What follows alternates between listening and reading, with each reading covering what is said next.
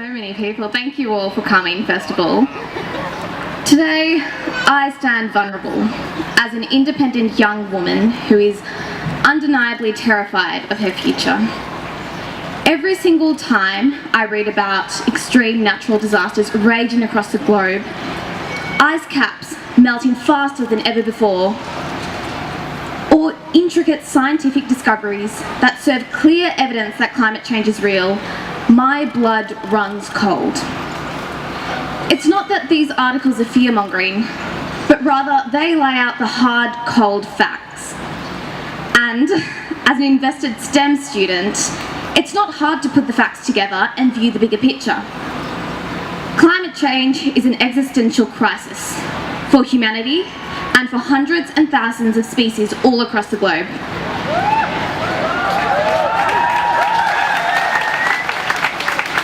Back in 2007, Mr. Kevin Rudd described climate change to be the great moral challenge of our generation. These words were stated over a decade ago, and still Australia lacks a comprehensive climate policy. Last week, Mr. Scott Morrison claimed that climate change was a very real and serious issue. But we've seen over and over again that climate change is not treated as though it's very real, let alone serious. So why has it taken us decades to bring this issue to the political table and to the forefront of the media? Why will our leaders not treat climate change like it's a crisis? We're heading like a train, full speed into a catastrophe, and our leaders refuse to pull the brakes.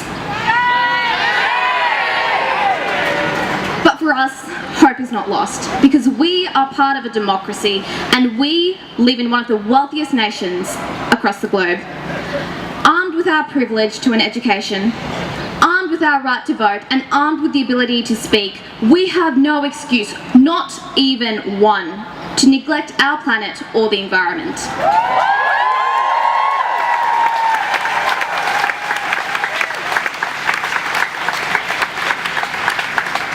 Humans, since the beginning of time, have been inextricably tied to nature, and now when our planet is under attack, it is our duty to protect it.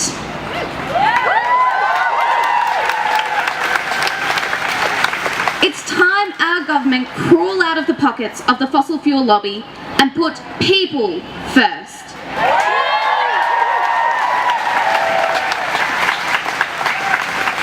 If it's the solutions that is hard for our government to swallow, the current resolutions to this forbidding crisis is much, much easier to cope with than the drastic outcomes if we don't. It's time our leaders do what is right rather than what is easy. Today, tomorrow, and every single day forth, we the Australian people will stand bold on our own 2 feet and demand our government to implement a comprehensive climate policy which invests in 100% renewable energy within 12 years and blocks avaricious mining companies like Adani.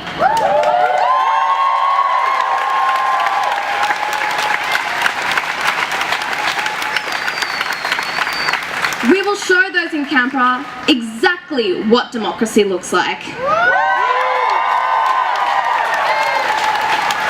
To Adani and the fossil fuel supporters, we have a message for you. Adani may have the money, but we have the people, and we will stop Adani. Thank you.